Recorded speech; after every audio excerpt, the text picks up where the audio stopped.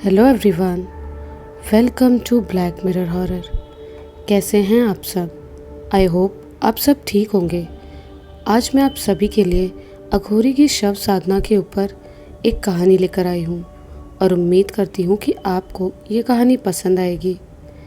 अगर आपको ये कहानी पसंद आए तो इस वीडियो को लाइक और चैनल को सब्सक्राइब ज़रूर कीजिएगा और हो सके तो इन कहानियों को ज़्यादा से ज़्यादा शेयर कीजिएगा। तो चलिए बढ़ते हैं हमारी आज की कहानी में। आप सबने अघोरी और अघोर साधना के बारे में सुना ही होगा, क्योंकि वो रहस्यों से भरी इस दुनिया के सबसे बड़े रहस्यों में से एक है।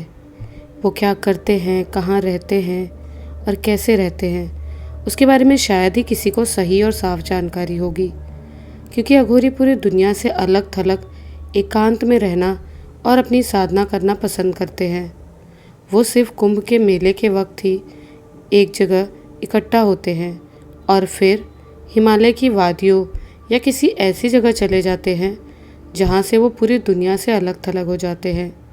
इसीलिए उनकी साधना और वो आज तक रहस्य बने हुए हैं। अघोरियों के बारे में भारत सहित पूरी दुनिया के विद्वानों ने जानकारी जुटाई और उनके हिसाब से उन्होंने लिखा और बताया है। वो जानकारी सिर्फ उतनी ही है जितना कि वो सब अघोरियों के बारे में जान और समझ पाए हैं, जिस वजह से उनके रहस्य और गहरे हो गए हैं। क्योंकि जितनी ज़्यादा जानकारी उनके बारे में मिल रही है उतना ही ज़्यादा वो रहस्यमय होते जा रहे हैं। किसी चीज़ के बारे में थोड़ा बहुत जानना उसके बारे में न जानने से ज़्यादा खतरनाक और रहस्यमय होता है। अघोरी और उनकी साधना उसी श्रेणी में आते हैं। ऐसा नहीं है कि भारत में अघोरियों के बारे में जानकारी देने वाली कोई किताब नहीं है या फिर किसी को उनकी जानकारी नहीं है।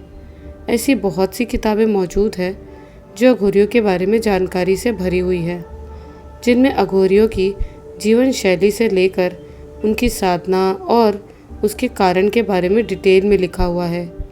लेकिन हम सब आधुनिक हो गए हैं और वैज्ञानिक प्रमाण को इतना महत्व देने लगे हैं कि जब तक कोई विदेश वैज्ञानिक अपनी रिसर्च के मुहर ना लगा दे तब तक हम अपनी ही संस्कृति, सभ्यता और उसकी बताई गई बातों और जानकारियों को शक की नज़र से देखते हैं और झुटलाने की कोशिश करते हैं, क्योंकि वो सभी बातें और जानकारियाँ हमारी समझ से परे हैं और अभी तक अघोरियों द्वारा की जाने वाली साधनाओं के परिणामों की सत्यता को प्रमाणित करने के लिए किसी वैज्ञानिक की मुहर नहीं लगी, वो भी विदेशी वैज्ञानिक।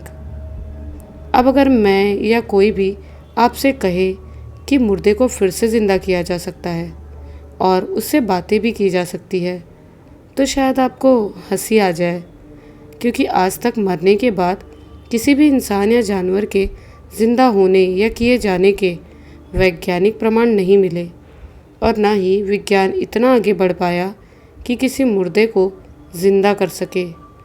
लेकिन एक अघोरी शव साधना करके एक मुर्दे को ज़िंदा करके उससे बातें कर सकता है और उससे मनचाहा काम करवा सकता है।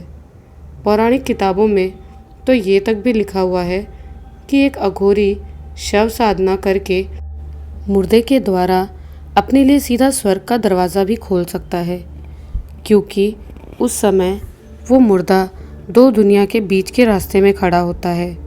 या ऐसा भी कहा जा सकता है कि अघोरी शव साधना करके मुर्दे की सहायता से अपने लिए दूसरी दुनिया का दरवाज़ा खोल लेता है, क्योंकि पहली दुनिया में तो वो खुद रहता ही है। ये बात कितनी सच है कितनी झूठ किसी को नहीं पता, क्योंकि अघोरियों का जीवन आज भी रहस्य बना हुआ है। लेकिन जितनी भी जानकारी आज तक अघोरियों के बारे में जुटाई गई है उसके आधार पर मैं आपको उनके जीवन और शव साधना के बारे में बताऊंगी। अघोरियों के बारे में सबसे पहली बात जो आपको जाननी चाहिए वो ये है कि अघोरी साधु संतों का ही एक अलग समूह है, जो उनके विपरीत अपने आराध्य तक पहुंचने के लिए उनकी पूजा या आराधना करता है। एक अघोरी की पूजा एक साधु की पूजा विधि से बिल्कुल विपरीत होती है। एक साधु अपने आराध्य को जो वस्तुएं अर्पित करता है, एक अघोरी उसकी विपरीत वस्तुएं अर्पित करता है। साधु मंदिर में पूजा करता है, जबकि एक अघोरी शमशान में अपनी तंत्र क्रिया पूरी करता है। अघोरी अपनी 3 तरह की साधनाएं शमशान घाट में करते हैं। पहली है शिव साधना, दूसरी शमशान साधना और तीसरी और सबसे महत्वपूर्ण शव साधना, जिसके बारे में मैं आपको बताने वाली हूँ। मैं आपको शिव साधना और शमशान साधना के बारे में फिर कभी किसी और वीडियो में बताऊंगी। अभी सिर्फ शव साधना के बारे में बताऊंगी। लेकिन उससे पहले आपको ये बताऊंगी कि आखिर अघोरी होता कौन है और वो क्या करता है, कैसे रहता है, वो इस संसार में किस मकसद से जीता है।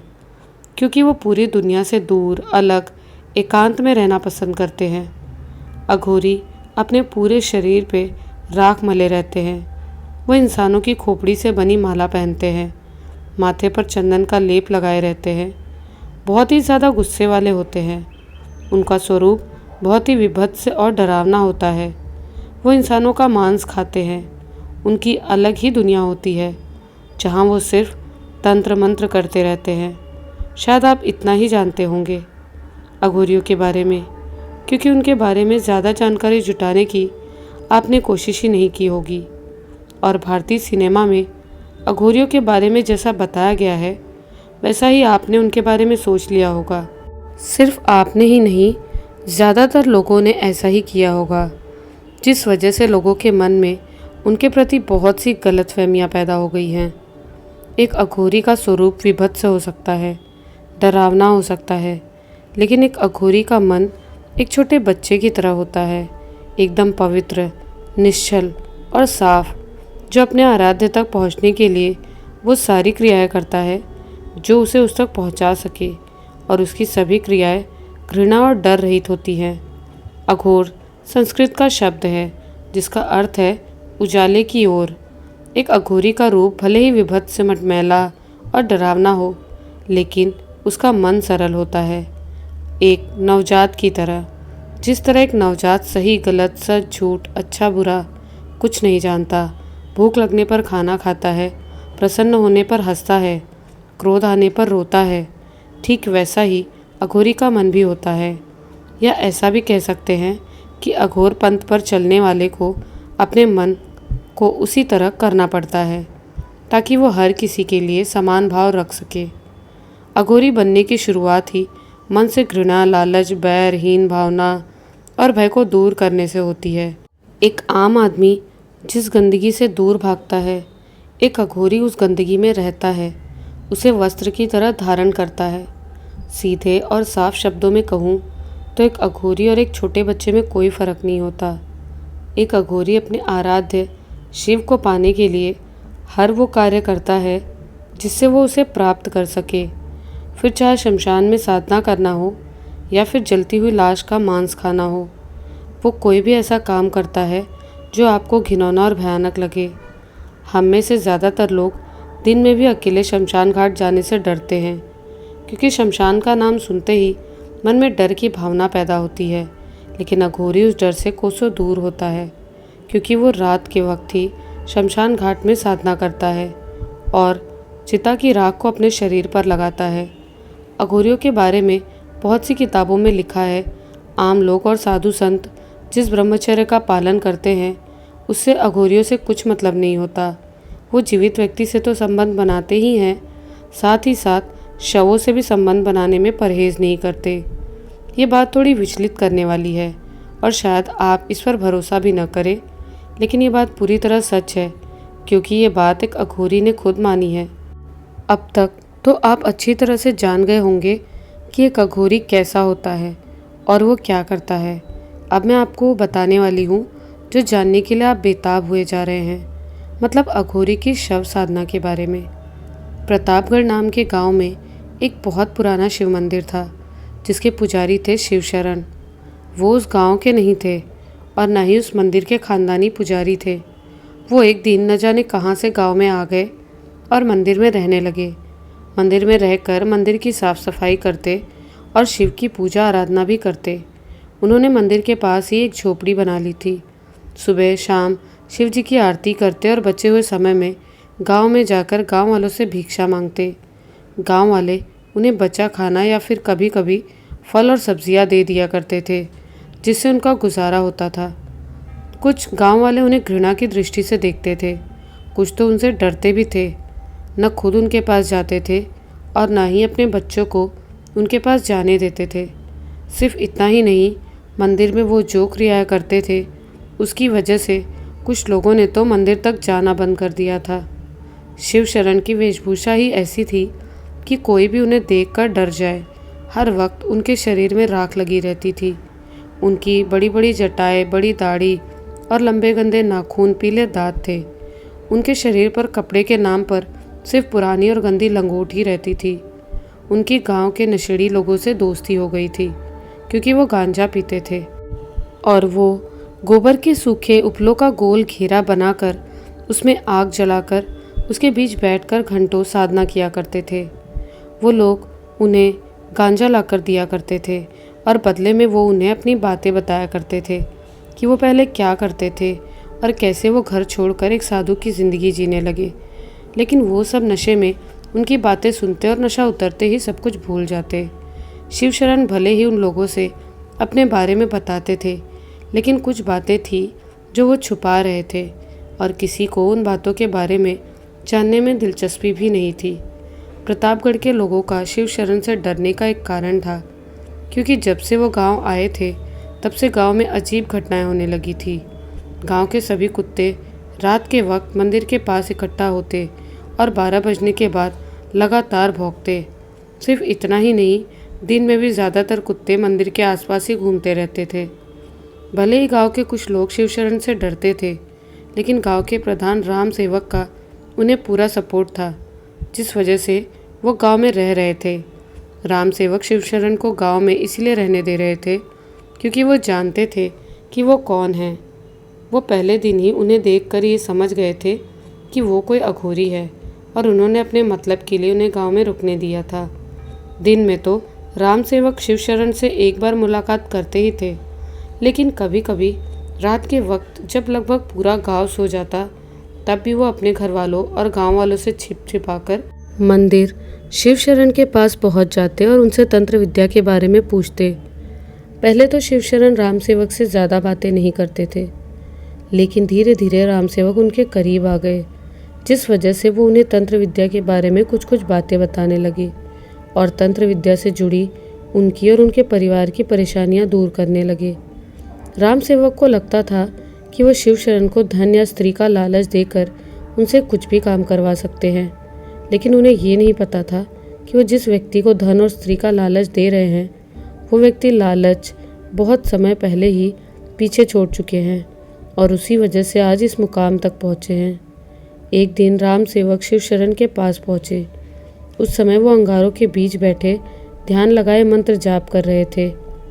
मंत्र चारों तरफ गूंज रहा था, जिसे सुनकर राम सेवक मंत्र मुग्ध हो गए और पास ही इमली के पेड़ की छांव में बैठकर ध्यान पूरा होने का इंतज़ार करने लगे।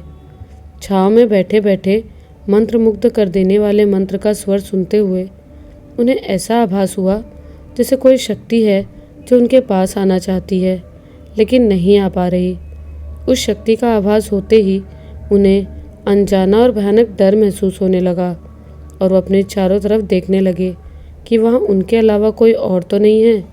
लेकिन उस वक्त वहाँ पर सिर्फ 2 लोग थे, एक वो खुद और दूसरे मंत्र जाप करते हुए शिव शरण।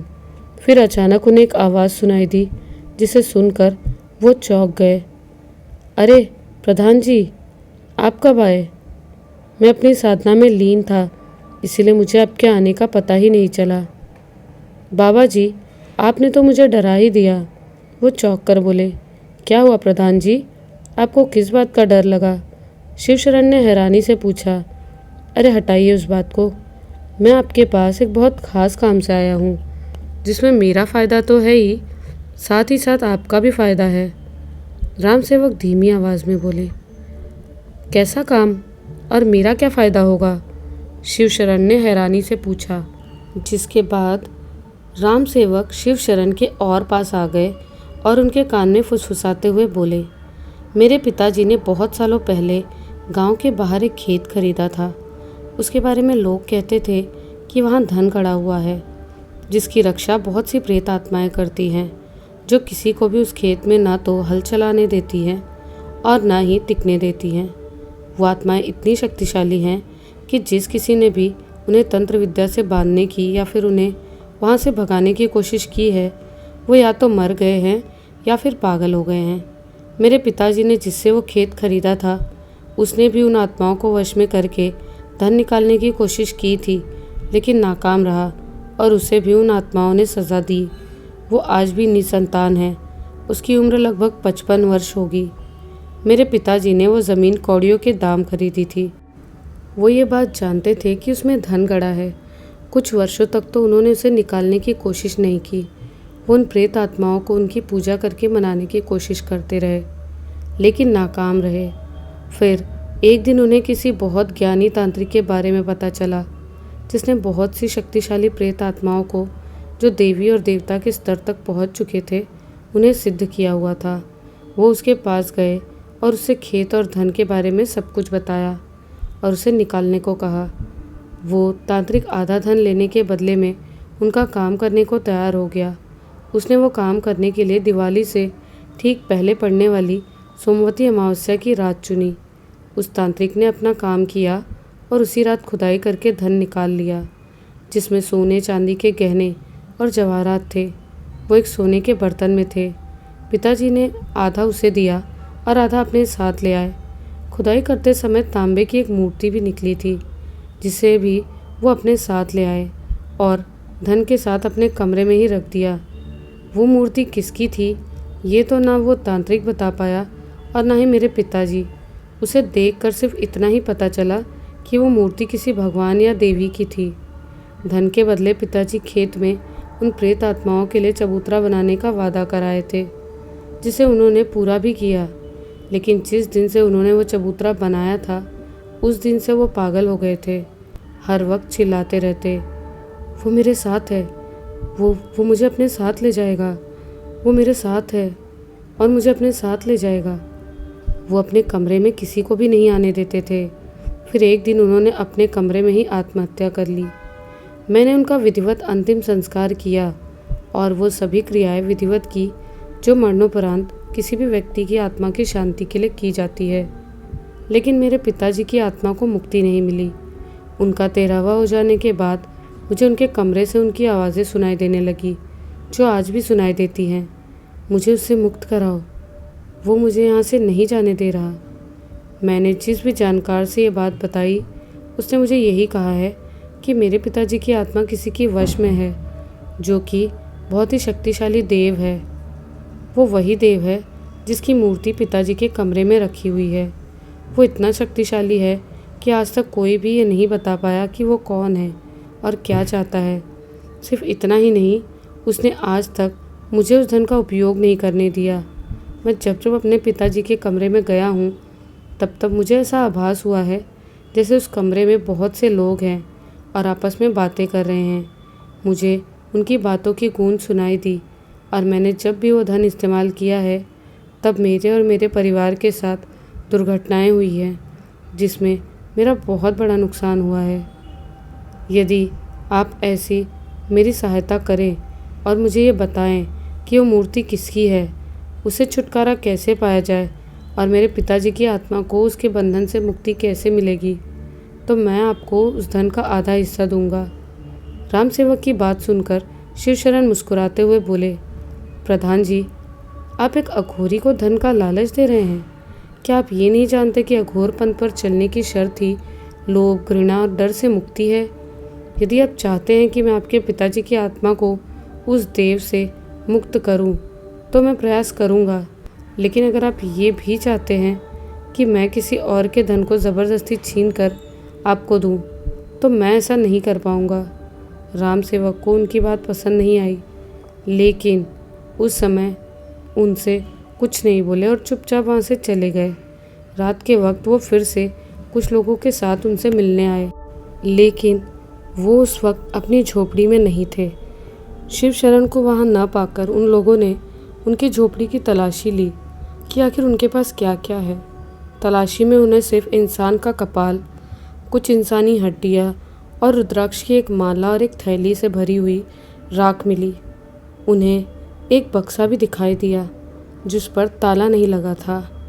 वो उसे खोलकर देख पाते कि उसके अंदर क्या है, उससे पहले ही वहाँ शिवशरण आ गए और उन्हें अपनी झोपड़ी में देखकर बहुत ज़्यादा गुस्से में बोले, ये क्या है? तुम सब यहाँ क्या कर रहे हो? उन्हें अचानक देखा और वो सभी चौंक और डर भी गए। कुछ नहीं बाबा जी, हम तो बस ये देख रहे थे कि राम सेवक घबराते हुए बोले, लेकिन वो अपनी बात पूरी कर पाते उससे पहले ही शिवशरण और ज़्यादा गुस्सा होते हुए बोले, आप सब मेरी झोपड़ी से बाहर निकलो, इससे पहले कि मैं गुस्से में आपा खो दूँ। और नहीं नहीं, आप गुस्सा मत करिए, हम सब अभी बाहर निकलते हैं। राम सेवक अपने साथियों के साथ झोपड़ी से बाहर निकल गए। मैं जानता हूँ तुम यहाँ क्या ढूंढ रहे थे। तुम सभी यही जानना चाहते थे ना कि मेरे पास क्या क्या है। तुम्हें एक अघोरी के रहस्य के बारे में जानना है, तो उसके लिए हिम्मत चाहिए। अगर तुम सब में वो हिम्मत है तो मैं तुम्हें सही समय आने पर बताऊंगा कि एक अघोरी के पास क्या क्या होता है और वो अपनी सिद्धि कैसे प्राप्त करता है। अभी तुम सब जाओ यहाँ से। उनकी बात सुनकर वो सभी वहाँ से जाने लगे, लेकिन शिवशरण ने राम सेवक को रोक लिया। बाकी लोगों को चले जाने के बाद उनसे बोले, आपने मेरी दोपहर की बात का जवाब नहीं दिया था। आपके मन में क्या चल रहा है मैं वो आसानी से पता कर सकता हूँ, लेकिन ऐसा करूँगा नहीं। आप बताइए, आप अपने पिता की आत्मा की मुक्ति चाहते हैं या नहीं? हाँ, मैं उनकी आत्मा को मुक्त कराना चाहता हूँ और उसी काम के लिए आपको बुलाने आया था, लेकिन आप यहाँ नहीं थे तो झोपड़ी के अंदर आ गया। मेरे साथ मेरे साथी भी आ गए और जिज्ञासावश देखने लगे कि झोपड़ी में क्या क्या रखा है। राम सेवक बड़बड़ाते हुए बोले और अगले दिन उन्हें घर आने का बोलकर अपने साथियों को लेकर वहाँ से चले गए। शिवशरण समझ गए थे कि वो वहाँ उस काम के लिए नहीं आए थे जो उन्होंने बताया, वो किसी और काम के लिए आए थे, लेकिन वो उस वक्त उनसे कुछ नहीं बोले। उस रात के बाद पूरा गांव ये बात करने लगा था कि मंदिर का पुजारी शिवशरण एक तांत्रिक है और काला जादू करता है।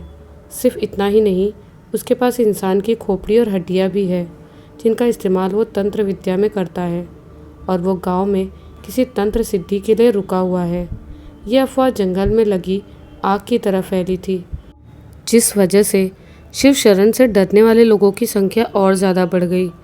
सिर्फ इतना ही नहीं, कुछ लोग तो ये भी बात करने लगे थे कि वो कोई मामूली तांत्रिक नहीं बल्कि बहुत बड़ा तांत्रिक है और वो शव साधना करना चाहता है, जिसके लिए उसे एक लाश की ज़रूरत है। और जब तक वो लाश के साथ शव साधना नहीं कर लेता तब तक वो ये गांव छोड़कर नहीं जाएगा, और अगर उसने ऐसा कर लिया तो हो सकता है गांव वालों पर हमेशा के लिए काला जादू कर दे और उससे पूरा गांव बर्बाद हो जाए। अपने वादे के अनुसार शिवशरण रात के वक्त राम सेवक के घर पहुंच गए, लेकिन वो उन्हें नहीं मिले क्योंकि वो काम के सिलसिले में दूसरे गांव गए हुए थे, जिस वजह से वो वापस लौट आए। उसके बाद काफ़ी दिन गुजर गए, लेकिन राम सेवक शिवशरण से मिलने नहीं गए और शिवशरण भी साधना में लीन रहे। उन्होंने भी उस पर ध्यान नहीं दिया। इस बीच गांव वाले उनके खिलाफ बहुत सी बातें करने लगे थे और उनका गुस्सा भी उनके खिलाफ लगातार बढ़ रहा था। गांव वाले पालतू जानवरों जैसे गाय, बैल, बकरी या भैंस के मर जाने के बाद उसे गांव की सीमा के बाहर फेंक आते थे ताकि उन्हें कुत्ते या दूसरे जानवर खा जाए और उनके सड़ने पर बदबू गांव के अंदर तक ना आए। लेकिन गांव वालों ने बहुत बार ये देखा कि गाय के अलावा वो जिस भी जानवर की लाश को गांव की सीमा के बाहर फेंक आते थे, उसके शरीर का कोई ना कोई अंग सुबह के वक्त कटा हुआ या नोचा हुआ मिलता था।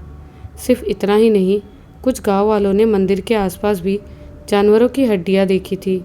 इसीलिए गांव वाले शिवशरण पर शक करते थे कि वही है जो इस तरह का घिनौना काम करते हैं, क्योंकि उनके गांव में आने से पहले कभी भी मंदिर के आसपास किसी भी जानवर की हड्डी नहीं देखी गई थी। भले ही गांव वाले शिवशरण पर शक करते थे कि वो मरे हुए जानवरों का मांस खाते हैं, लेकिन उनमें उनसे बात करने की हिम्मत नहीं थी क्योंकि वो डरते थे।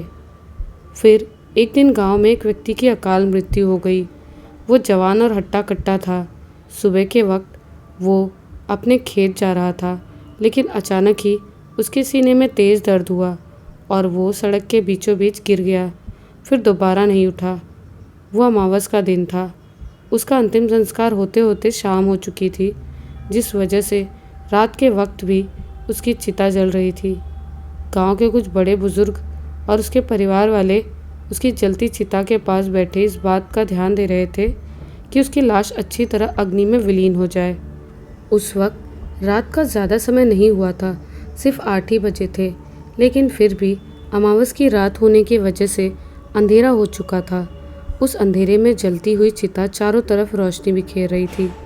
तभी वहाँ मौजूद एक आदमी को चिता के पास एक काली परछाई दिखी। जब तक वो कुछ समझ पाता तब तक उस परछाई का हाथ जलती हुई चिता में गया और वो चिता से लाश का एक अंग लेकर वहाँ से भागा और अंधेरे में गायब हो गया। वो अमावस की रात थी और जगह शमशान घाट। इस वजह से उस व्यक्ति को वो कोई प्रेत आत्मा लगी, इसीलिए उसे डर लगा और उसने उसका पीछा नहीं किया। उसने ये बात अपने साथियों से भी बताई और उन्होंने भी वही सोचा जो उसने सोचा था। ये बात पूरे गांव में फैल गई और फिर राम सेवक को भी पता चल गई।